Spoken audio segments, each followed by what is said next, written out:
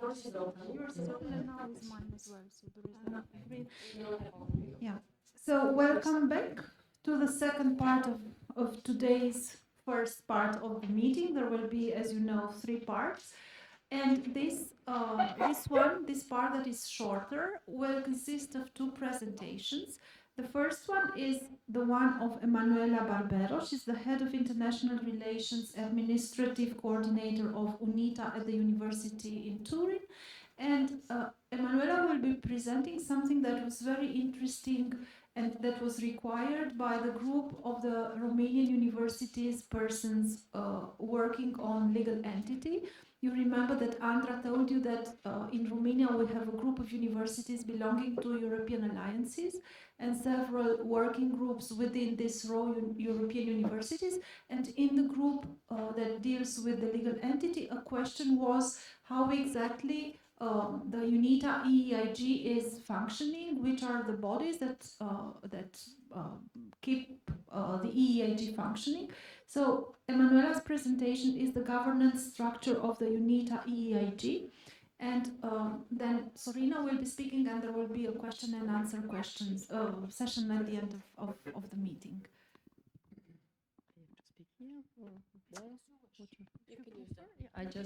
I try here. Could you hear me? Can you hear me? Yeah. Okay. Good morning to everybody, and thanks a lot to all the teaching staff, all the EGAI group, and the staff of UVT for inviting me and for organizing this very nice and good and important spring school. As Raluca was saying, I'm just going to present you our governing boards in the EEIG, and what actually is called GEIE, because we had to register it in Italy, and this is why the official name of it is GEIE Universitas Montium.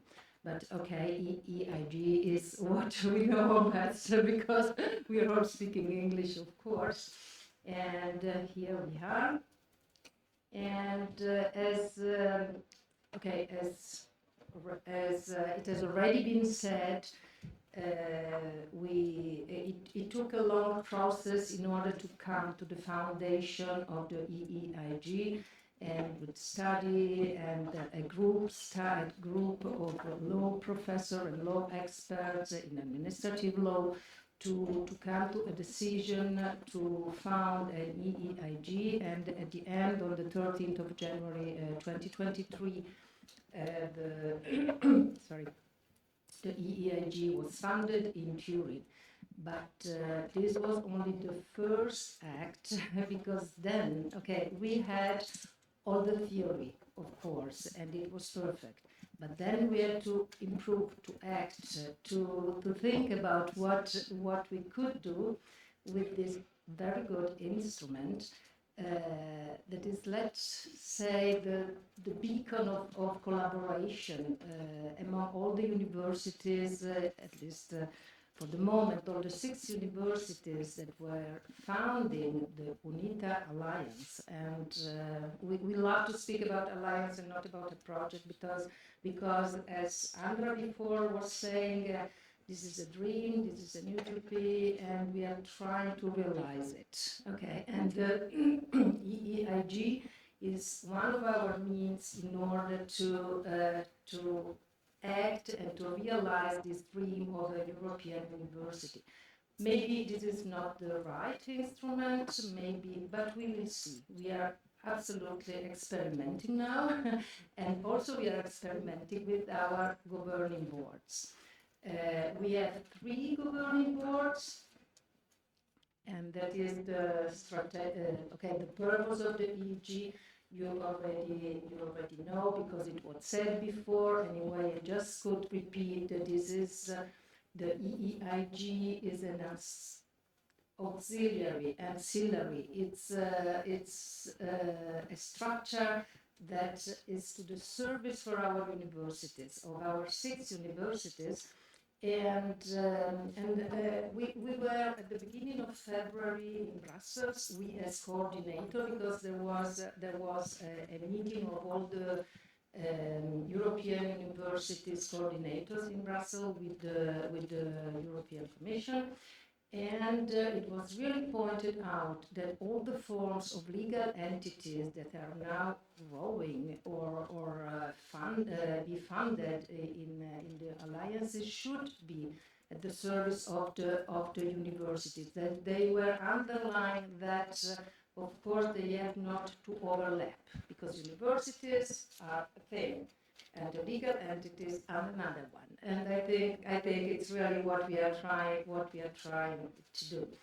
Anyway, as you know, the EEIG is an auxiliary, it should do the activities that we need as an alliance in order to facilitate our actions and to work together. And the EEIG as a statute and internal rules of procedures that were developed in 2023, of course. And here we are with the 3 governing boards, Conseil Stratégique, the Strategic Council, and it is composed by all the 6 rectors that founded let's say the UNITA Alliance. For the moment 6 rectors, but we are confident that we will be at least 10 in the future with the new members. Unfortunately enough, the two non-European universities for the moment cannot participate, but we are trying to see as associated partners what we can do. Okay, then we have the Strategic Council made for directors, and here you see how the 2 structures, let's see, the Alliance and the EEIG, are strictly intertwined, because the Governance Board is made by the rectors, the Conseil Stratégique is made by the rectors. Okay, they know perfectly the activities of both of the structures, but they are helped by the Comité de Proposition et Pilotage and by the Conseil de Gérance. We are speaking in French because all things were written in French in this case, but we are trying to translate it all in all the languages because it's easier for us. And okay, what has the Strategic Council to do? Establish the strategic lines and inventory of the EEIG's activities, approve the budget and the balance sheet prepared by the Conseil de Gérance, approve the program and proposals for the implementation of activities that are established by the Proposal and Steering Committee, Comité de Pilotage et de Proposition. Is it okay? Okay. This is practically the main activities, the main competencies of the Conseil Stratégique. Then we have the Steering and Proposal Committee, or Comité de Proposition et Pilotage. And what has this committee to do? It has to define the means and ways to implement the EEIG activities as decided by the Strategic Council or Strategic Board or Conseil Stratégique. And in particular, this Comité de Proposition et de Pilotage has to submit to the Strategic Board the annual program of activities. And also it acts as a supervisor of the Conseil de Gérance. That is, as I said before, the three boards are strictly connected, and they have at the end to work, of course, together. And the last one is the Conseil de Gérance Management Board, if you want. The Conseil de Gérance is the practical board, let's say. It's the very practical board that has to put in action what the other boards were establishing. And it ensures the functioning of the EEIG, conduct of day-to-day business, organizes activities and recruits staff, and draws up the annual budget and the financial plan in accordance with legal provision, but of course in accordance with what the Comité de Pilotage and Proposition was proposing to the Conseil Stratégique. If you see, it's really a circle, yeah, because you have the decision, the directors in the Conseil Stratégique, but you have two boards that help doing all the activities that they decide, and we decide a little bit together also. And as a practical thing, what we did until now with the EEIG was to put in action what the recruitment of an IT director, because our first goal for the moment is to build an IT department, and an IT department that is at service for all our universities, because just think a little bit about it, we want to work together as we did in these 3 last year, in the first phase of the project. And we have to put together also the IT systems. With 10 universities, let's say 6 for the moment, but then 10 universities, it will be maybe a nightmare to put all the IT directions together with all the university rules, the national rules, etc. Now we have an instrument, an instrument that is from European right, European law, and we have the possibility to build a unique IT department, just one for all the 10 universities. And I think this is an enormous advantage for all of us, because the 3 persons that will be recruited for that will be working, of course, with a representative of every university in order to put together a system, an IT system to the service of each university, but first of all to the service of UNITA, of the Alliance. And I think this is really the first step to the inclusion, but also for the societal impact that we are trying to have, and I think we already have a societal impact with our UNITA alliance. Maybe we are not so aware of it because we are working in every action, we are working day to day for our project, for our tasks, for our work package, etc. But I think this EEIG could really show us a little bit through the actions what is our societal impact. And okay, this is recruiting of the personnel, but then, as was said before by the Gaillard, sorry, I think Gaillard, yeah, we will be able, I hope, we will be able to do a lot of other things. Maybe translations, maybe long life learning. These are all activities that we have in mind to do with the EEIG. And another very practical action that we had was, for example, we decided to participate this year in the, let me say, EGAI, then EAIE fair, the biggest fair for students in the Erasmus program that is taken this year in Toulouse in September. And we decided to participate all together as an alliance. This is the first time, because in the first 3 years we participated but as singular universities, and this year we have decided to participate all together, and the EEIG is the structure that is paying for it. And just think about it, this is very practical, let me say. Let me use this word, it's very practical, because if you think what would have been 10 universities paying their fees, maybe a part of the fee in order to have a unique stand for alliance, but with 10 rules, with 10 budget departments, etc. Again, I could say it would be it would have been a nightmare. And in this way, okay, we had a bill, we paid the bill, And there we are. I mean, I think it's a very good instrument, and that's why I'm very proud to be part of it. I'm very worried also, but it's okay. it's it's okay. This is what we have, and it was my presentation about what we are trying to do with our EEIG. Thank you. Thank you.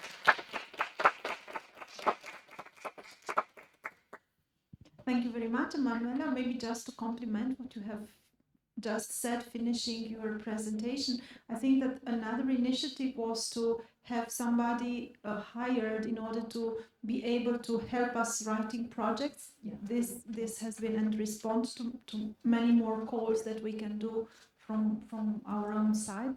That was another idea that I would like to see implemented, because it's very useful, and it would lead us very far away, I think, with the cooperation. Then maybe Sorina could make her presentation. Sorina Doroga is the Vice Dean of the Law Faculty. You have met her in Chambéry, and yeah, we are switching continuously. Some of you have met her in Chambéry. Yes, thank you. And maybe you remember that when presenting my slides, I told you that at some point several other instruments were taken into account in order to for a closer cooperation between the universities. So basically what Sorina would be to present other legal instruments that might serve as well the purpose of interinstitutional cooperation among European universities. I don't know if you want to also explain which were the ones that you debated on more than on the others or not. So the inner kitchen of the alliance. I just want to make sure I send it on to the email. May I? Yes, I will. I just remember now, this is a complimentary note to everything that Manuela said, is that we are now in the process of recruiting the IT director for our UNITA IT department, and since the IT department will be located in Timișoara, we are promoting this job offer in Romania, everywhere as well as in all the other countries of the alliance. But because we are offering this position not in a university, but in another type of entity, it has garnered a lot of success. So we have received last week 6 or 7 applications from persons that are quite high on the ladder in IT departments of multinational companies in Timișoara or Cluj. So in terms of competitiveness, it gives you an advantage, because I'm sure that if these positions were advertised for an IT department in a university, they wouldn't be so attractive to these people coming from the private sector because of the money. So yes, it's an advantage that we are going to profit from and attract talent, because that's actually what we're doing. We're attracting talent from the private sector to work for us. Thank you very much. So on this positive note of the advantage, I would yield the floor to Sorina for other options. Yes, well, I think what is clear is that none of the instruments that have been selected are fully adequate for inter-university cooperation or are fully adequate for suited for alliances and for the purposes that they want to achieve at this stage, at least at the stage that we have developed in the alliances. And I was lucky enough to see this process from the beginning, from the perspective of the fact that I was involved in the sort of preliminary research that was done when there was the first idea to create a legal entity, and there was an exploration of the options that were available for such a legal entity. And there are, of course, several legal options that are available at national level. And the easiest ones that probably everybody knows about are the non-profit associations, the foundations, so non-profit instruments that are available in national legal systems. We have found when we conducted the initial research that there were a lot of similarities.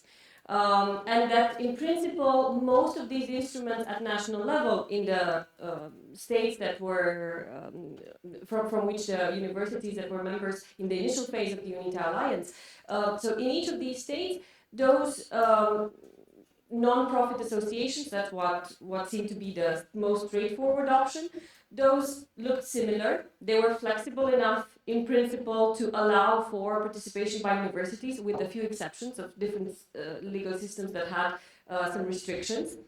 But at the same time, they were again not envisaged for this kind of instruments. So they were instruments that were not necessarily created or legislated with a mind to serve as an instrument for university cooperation. So they had their limitations. Plus, they were, as it is probably obvious, whether you're a tourist or not, they were national instruments. They did not have an EU dimension.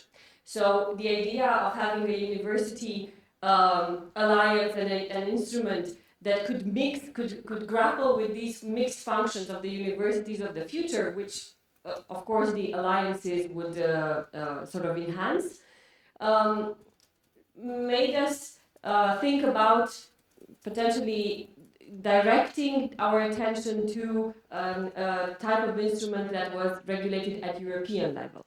And at European level, actually, there are very few instruments for cooperation, for interinstitutional cooperation. And there are, if you are to think of instruments that have as a result the setting up of a legal entity, then there are even fewer options, and none of them were thought out for such academic cooperation. So the idea was to then think of what kind of models of institutional cooperation. This is hardly legible. I'm just using it as a structure for the discussion, because there are different European models for institutional cooperation, some of which entail a legal personhood, others which do not. So, of course, you've already heard about the European grouping of territorial cooperation, which has a legal base in the European Union regulation, and which is a separate legal person, which entails the existence of a separate legal person. You've heard also in the context of the EUT Plus experience their journey towards this. There is also another project in the 4 piloted projects on legal status, UNIGR, yes, sorry. It's always a bit confusing with the names of the alliances, the names of the legal projects, so it's a bit difficult to remember it. So they are even more advanced, but the idea is that the European grouping of territorial cooperation is harder to set up, because it entails a lot of administrative burden, more than it would entail in principle to create a non-profit association, or perhaps even an EIG, as we finally decided, as an alliance. So the EGTC entails approvals from the ministries of the states participating. It is also designed for territorial cooperation among states that are in the vicinity of each other. So this cross-border element that was not necessarily obvious for the UNITA alliance. So there are also downsides to this, although indeed it entails quite a strong type of cooperation. There are also these European research infrastructure consortia. So they facilitate the establishment and cooperation for research infrastructures.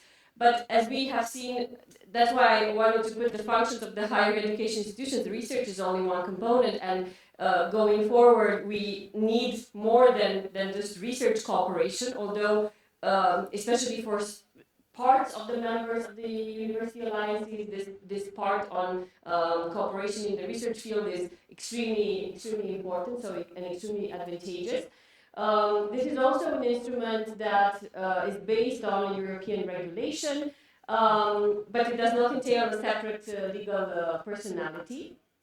And then, of course, the European Economic Interest Grouping, which does entail a separate legal person, but is, as you have already heard, designed with this idea of an economic activity carried out in conjunction between the members of the grouping. And I'm not going to develop it because we're talking about the EIG as this instrument of choice for us. And also for the purposes of accessing different types of funding, even in the context of the Horizon Europe program, institutional partnerships that can be again designed based on provisions of EU law. You see here they're based even on the provisions of the treaty itself, and different structures can be envisaged. There's not so much flexibility about this, but in any case, it is an option that would again not create a full, or rather, that would not touch upon all the elements that we had in mind. So these were instruments that were available and still are available at EU level. None of them, of course, is completely straightforward, and none of them were designed with specifically these purposes that the alliances are having in mind at this stage. And in the experimentation projects that were financed by the European Commission, and it took this from the European Commission's report on this. There were, as you've already heard, 4 legal status projects, and these were the deliverables that each of the projects proposed. So ours is the EIG is the first one that you see here. Others that had set up, or that were going to set up an EGTC, wanted to report on the legal implications, benefits, challenges, and feasibility of this legal instrument that was tested, and also test other types of instruments like Societas Europea, the European Institute of Innovation and Technology, so the European Cooperative Society. So there was a project, and this is also, I will mention a little bit further on, a project that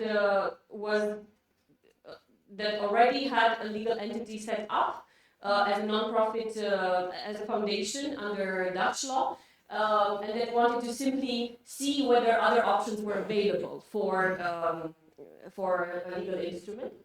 And there was also a project that wanted to implement a legal status, a separate legal status, simply to come up with a new legal status to be implemented at the end of the project. And of course, another one, because 2 of them include the EGTC. So different projects had different ambitions, but all of them sort of kept their deliverables even to a modest stage, let's say, in the sense that they wanted to experiment, they wanted to test different kinds of instruments, but none of them were convinced that they could achieve this, especially in such a short period of time. And there are, of course, national law-based non-profit legal entities that have an international character. And here there are several, I'm not going to be insisting on this, but there are some instruments under Belgian law and under Dutch law that are designed as non-profit entities with an international dimension. If I'm not mistaken, one of the alliances, Una Europa, already uses a Belgian association. They have created it and they're operating it. So that is a viable option. For UNITA, for instance, it would have been, this was also considered because it is specifically designed as an international tool, let's say, even if it's established under Belgian law. But at least in the first stage, none of the UNITA, not even in this stage, none of the UNITA universities were based in Belgium. So it felt a bit strange to be using an instrument, a legal instrument, to be incorporated in a state that had no connection to the university's members of the alliance. So there are imperfections, let's say, with each of the instruments that you can consider. There can be also Dutch associations that have this international dimension and characteristics, and I included them in the description. They're included in the description, and also Dutch foundations. And I was saying that there is already a Dutch foundation that is operating for quite a long time. I think they have been operating for over 20 years. The ECIU, which is a foundation under Dutch law, and they were the ones. Their project, the SEO project, is the one that wanted to test four different types of legal entities by the end of this implementation period, and to pilot one of these structures for their own ECIU university, but they are already incorporated as a Dutch foundation. So they are already operating and have tremendous experience in collaborating with each other within the framework of this existing foundation. So their experience is valuable, but is also very atypical for what other alliances are going through right now. Because the same as with UNITA, and this one, they have a very strong background of cooperating even before the question of creating legal entities as such was raised and explored in an advanced fashion. So I think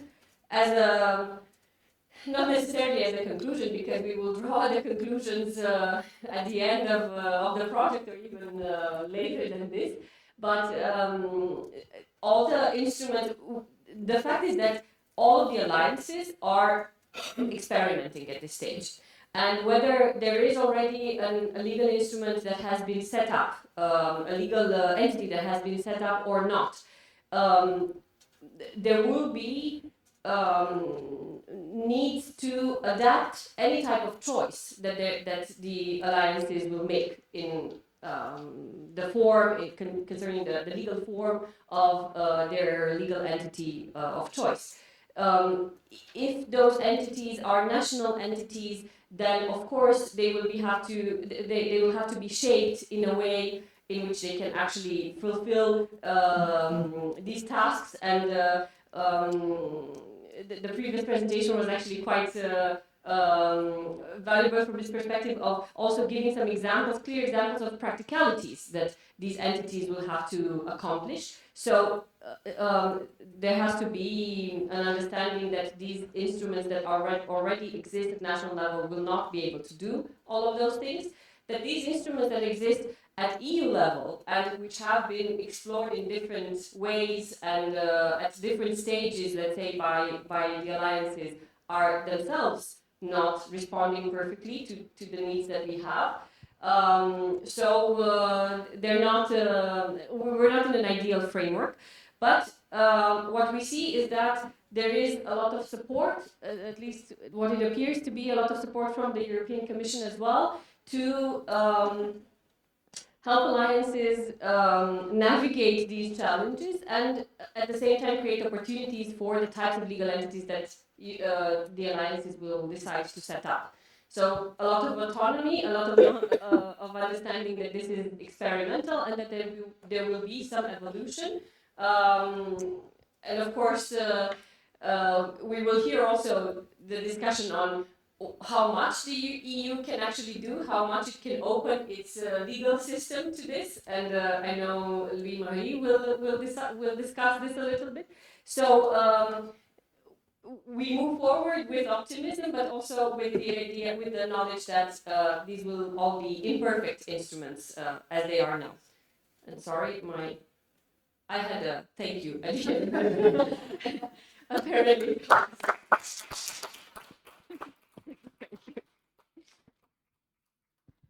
Well, we do not a slide with thank you, but thank you very much, Selina.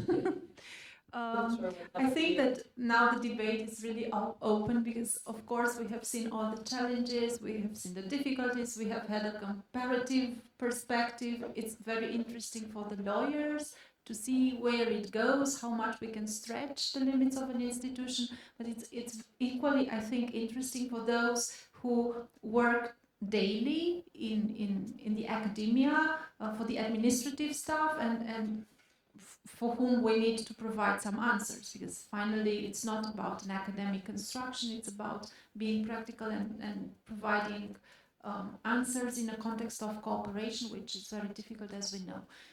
And also there is this question, how much competence for the European Union will the member states follow half the way, at least the initiative? So there are a lot of questions. If you want to maybe launch a discussion or a topic, maybe, I don't know if we can answer the questions, but then debate them together, we will still have 20 minutes maybe to do so. Especially because we knew from the online session that there was a lot of interest on how to actually handle the practicalities, the governance of these structures. So please jump in whichever language, because we can, if Romanian is easier, we can translate and we can do this. If French is easier, or Italian, or Spanish, Spanish. Also, we you might know manage. that our alliance is based on intercomprehension, which is a basic principle for us, and we start from the implication, the implied idea that since we are Romance language countries, all of us, then by speaking our own language, the others will more or less easier, depending on the country where they come from, understand the discourse. So please jump in your own language if it's easier. Yes. We will practice. Christina also put down. So Spanish is also okay. Yeah, I just want to. Yes. That's why. Yes. Laura? I will speak in Romanian and then we can translate the. Și aveam o întrebare, cum a fost momentul în care ați hotărât, ok, asta este opțiunea pentru noi, acest legal entity. It's alright, the best first class. Okay, so how was the moment for them when you decided, okay, that's the best option? What was the moment of decision about the best option about the legal entity? I mean, I was involved in the research part, not necessarily in the decision-making part. Perhaps Andra can, because it was actually the rectors of the universities that decided, as it is normal. Maybe Andra has more insight. So we had a working group dedicated to finding the best solution for a legal entity for UNITA. From that working group, I think there were professors of law, there were persons who were part of the UNITA management, UNITA offices, more or less researchers, specialists in law, but also persons who had the political overview of what UNITA means. And I think the solution was sort of implied, that this is going to be the solution. Of course, there were these options that were presented to the UNITA Governance Board in one of their meetings. The UNITA Governance Board meets twice a year, at least physically, but also online whenever it's necessary to take a political stance or decision. And in one of those meetings, the coordinator of this working group presented the options to our rectors, and they decided based on pros and cons. So each option had a section of pros and a section of cons, and the decision was made. But to be honest, it was kind of clear from the pros and cons that we would lean towards the EEIG. So the governance board of UNITA took this decision in one of their annual meetings. Yeah. I can maybe fill in with Please. some legal details that were discussed from simply from a lawyer's perspective. It would have been easiest to set up an association, a sort of an association, simply from a lawyer's perspective. But we were aware that what was needed actually was also to send the message that this is an European instrument. Yes, because having a national association would have meant to then have a lot of political debates about, okay, where do you set it up? Why choose this? Why choose this one? Each had benefits. Each of the member states had benefits and challenges. But at the same time, what was wanted was also a European dimension instrument, because the whole idea of the alliance is this European dimension, and it shows, it also takes over the message or carries the message that this is supposed to be in the framework of EU law as much as possible. So then the flow towards the EIG was more natural, as Andra was saying. And also, maybe you remember from the previous presentations that what was also wanted was to somehow help the Commission in case there would be another legal means, another secondary legislation instrument to be proposed through the legislative procedure. And obviously that meant to depart from what's existing at the national level and somehow compare what we already have at the EU level and try to see if we can revamp some of the instruments to fit the academic purpose of the cooperation. I think that was also part of the decision. Also, I think that sometime in the middle of this preparation period, we started playing with the idea of the legal entity becoming a partner in our second phase project. So this also helped because the second phase project application was due in February 2023. So we needed to have something clear by January 2023 in order to include that partner in our application. Yes. It was pretty much seen as a means of sustainability as well. That was important. Okay, Diana Kokyrtsa is my name from Polytechnica University of Bucharest, Romania. Okay, now I have a clear idea on the fact that the legal entity was a specific partner in UNITA second phase. Yes, it was. It was not the first. Yeah, okay. So at this time, you are financing the activity of the legal entity in the framework of Not only. No. Not only. So we have budget from the Yes, project yes, partner, I understood, yeah. and then we have to find a budget that is based out of our contribution. Each member of the EIG contributes annually to the budget. Okay, so you, at this moment you are having, let's say, two sources. The one is the specific contribution of each partner from the legal entity, and the second one is from the project itself. Yes. Okay. I wanted to know, let's say, this is a solution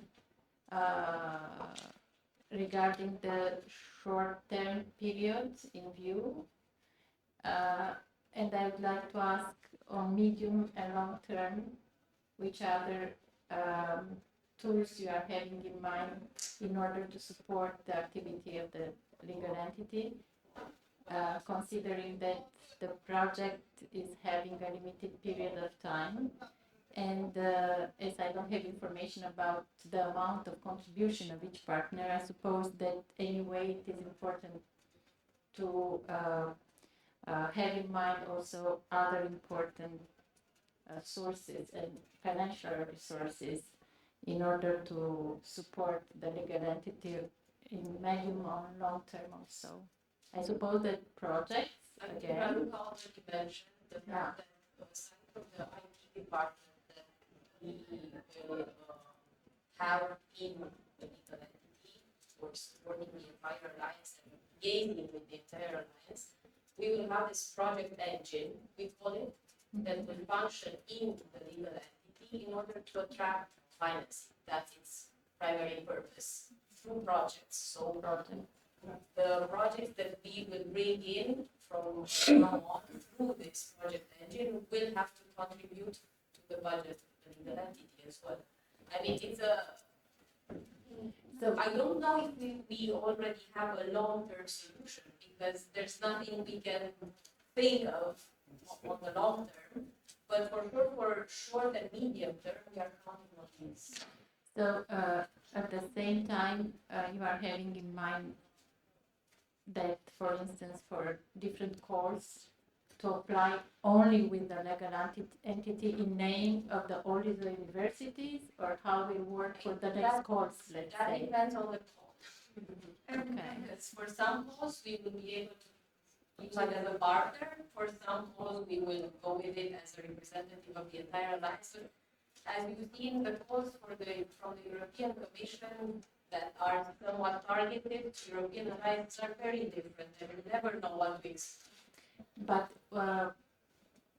I have, maybe it's a silly question, but I'd like to understand more which will be the advantages when we will decide to go only with the legal entity. I'd like to understand from this meeting also, because I'm not a legal.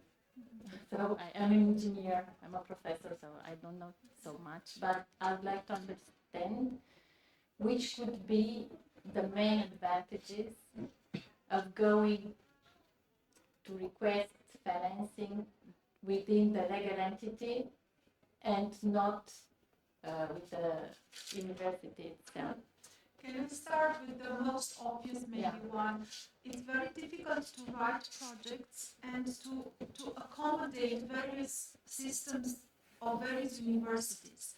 And even if you think about the persons who are involved in a project from each university, the way in which you designate them, the way in which you design which part will be drafted by which person at the university. So there is this very technical and practical aspect. There would be one central command that would take care about the drafting of the response to the call, for instance. Then again, it depends on the types of activities that the call is aiming at. Because in some cases, as you will see, we have made an analysis of the types of activities that the universities are eager, in the alliance, are eager to transfer to the EEIG. And it's very variable. There are activities that are easier to be transferred, and in this case, if the call is concentrated on that type, focuses on that types of activities, the entity will present itself and will respond to the call. In other cases, we will still be keeping the universities as main respondents in the call. This can be also an element of the analysis. And if I may just jump in here, also for contractual purposes, because simply once, let's say, for instance, a project is financed, is obtained, then having the universities, for instance, conclude contracts, all 10 universities in the alliance conclude separate contracts for certain things that can be done in common, is much more cumbersome and entails a much lengthier proceeding than having the legal entity actually conclude contracts for different services, for purchasing of different elements of, let's say, research infrastructure if that is needed under the project. So it's also convenient from this perspective of contracting. Administrative part. Yes, you have perfectly right. On the other hand, just the last. On the other hand, the legal entity, let's imagine that we are going just with the legal entity for asking, because we want to have these advantages. But on the other hand, the contribution of each university for that call, let's say, is different. Maybe there are universities which are not coming with specific activities for that project, so they will not receive a budget, okay?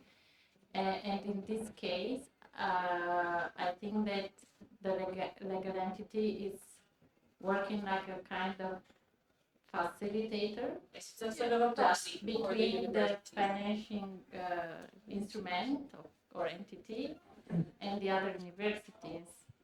And the idea is that the universities, in any case, do not lose control over those decisions because they are In the board, they're directly involved in the decision making decisions. of Yeah, the legal okay. entity. So it's not it is indeed a sort of a facilitator, as you say, a proxy for the universities that is meant to sort of streamline this part of the project. So this is to go back to the question of that was put before in the moment when we decided. This was a discussion that we had at that moment.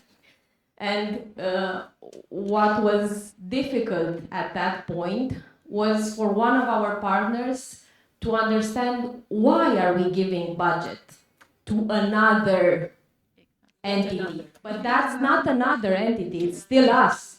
That money is not going to someone else. It's going to all of us. So the perspective on the UNITA legal entity, it's not that it's something parallel to each of our universities. It's that it is a part of us, of UNITA, and it's a tool that we use in order to advance our objectives as an alliance. Because once we stepped in the European universities game, it's not UVT, UNITO, USMB, and so on. We have to think as an alliance and work towards integration as slow as we, or as fast as we can, even if it's slow or it seems slow. But we've made considerable steps towards integration, and this is it. We're in it to win it. I mean, for the long run. It's a tool. It's a tool. Yeah, like the European Union. You have these central. Yes. But we had this discussion, and especially it's internal kitchen, but especially one of our partners was framing everything as aren't we the universities losing this money from our own budgets if we add the legal entity as a partner? And it took a while to get to the same point where we all understood that we're not losing everything. We're on the long term, we're winning. Because we only pay, through the legal entity, we only pay for things that are necessary or important to all of us. So it's not very small things. Yeah, it was just to have in mind another thing. At the very beginning of our project in 2020, when we began with the UNITA project also, we had and we still have the goal to become a European university. And as was said before, it's not said that this one, the EEIG, is the right instrument. We are experimenting. In order to go there, that's why services, common recruitment, we are really experimenting. What is a common recruitment? Now, IT director. What about maybe in the future, some professors?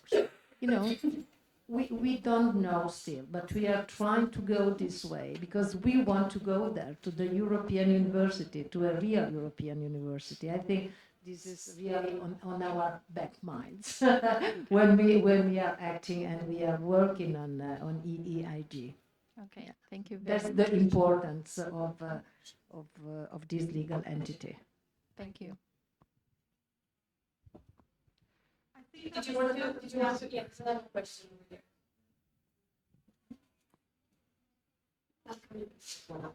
Hello, I'm Belén Causape, head of Business Law Department at the University of Zaragoza, Spain, and a member of, let's say, academic UNITA in Task 2.1. And I continue in Spanish because I'm more comfortable, sorry.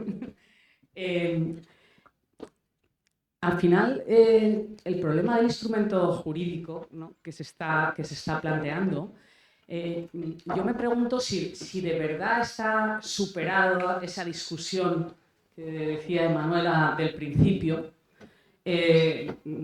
porque si el problema solo fuera jurídico, de encontrar un instrumento, yo tengo la impresión de que ya estaría resuelto. Es decir, tengo la impresión que de fondo sigue flotando el que a lo mejor no todos estamos tan convencidos de hasta dónde queremos que llegue nuestra universidad en el proyecto común de UNITA. Y eso es un problema. Es un problema porque al final es un problema institucional y político. Entonces, quiero decir, a mí me llama la atención tanto el problema jurídico, porque realmente teniendo ya tanta trayectoria en la Unión Europea, creo que habría instrumentos suficientes.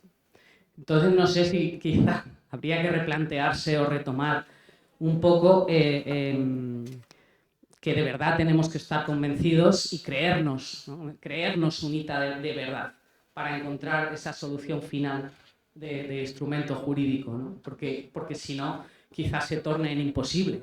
Si no nos convencemos absolutamente de que nos queremos creer UNITA y llegar hasta el final, ¿no? Simplemente una reflexión al respecto de esto. Sí, pero sobre eso decimos que es una utopía al momento, porque también la Comisión Europea no nos dice al momento lo que quieren, lo que piensan, lo que querían hacer en el futuro hace 10 años, o no sabemos qué. Y del otro lado tenemos los ministerios, claro, los ministerios nacionales, de momento van a hacer política de la instrucción superior nacional, no es una política europea. ¿Cuándo y si? Jamás, no lo sé, no lo imagino, no lo sé por el momento. Los ministerios italianos, españoles, portugueses, etcétera, europeos, dejarán las decisiones sobre la instrucción superior a la Europa, entonces el problema será resuelto. Ahora, creo que no será tan posible una resolución, pero lo intentamos porque la Comisión Europea nos pregunta de intentarlo. A ver dónde acabamos. Eso es. Sí. Pero en lo último que has dicho, pienso que no es incompatible con, bueno, quizá con la legislación de varios de nuestros países al menos, que sigue habiendo una educación superior, digamos, nacional, pero que podamos tener a la vez una educación superior, digamos, europea o de una alianza de universidades europea sobre la que tenga competencias la Unión Europea, ¿no? De momento no hay. De momento todavía no es definido así. Sí, pero creo que es una cuestión de voluntad, de que sea. No tanto, quiero decir que no es tanto legal el problema. Y eso es un problema cuando estás buscando un instrumento legal. So just to be sure that we have summed up for those who maybe are not so deep into the intercomprehension thing, not to get on the other side of the incomprehension. Christina, maybe you would like to help us, but I think that I understood that the main, and I think that you are perfectly right, that the main problem would be not so much a legal one, because obviously we can create a legal instrument. If all the lawyers in the universities that are partner gather together, we will come up with an instrument. That's not a problem. The problem would rather be whether all the universities are into the project as much as the others, if the will is there to be able to then propose a legal instrument. But this is also, I mean, it adds to the complexity of the issue, because on the level of the European Union, of course, there is the will of the institutions to support the European alliances. However, there is not so much competence into it, so we rely on the member states to then half the way come and support what we propose. So it's a double difficulty, I would say. The will of the universities to give up some autonomy in order for them to cooperate at this level, and under a legal form that is new. And then the will of the member states to support the alliances responding to a proposal made by the European institutions. And this is complicated, of course. So if you want, Did I think did I you do right? resumed it, yeah, Okay. perfectly. Yeah. Good. So if, I don't know if there are reactions or interventions on this from maybe the universities being part of other alliances in the room. Of course, we can have this discussion during the nice lunch that is waiting for us, or walking towards the restaurant, but just in case someone wants to step in and continue a little bit the discussion, we can still do it.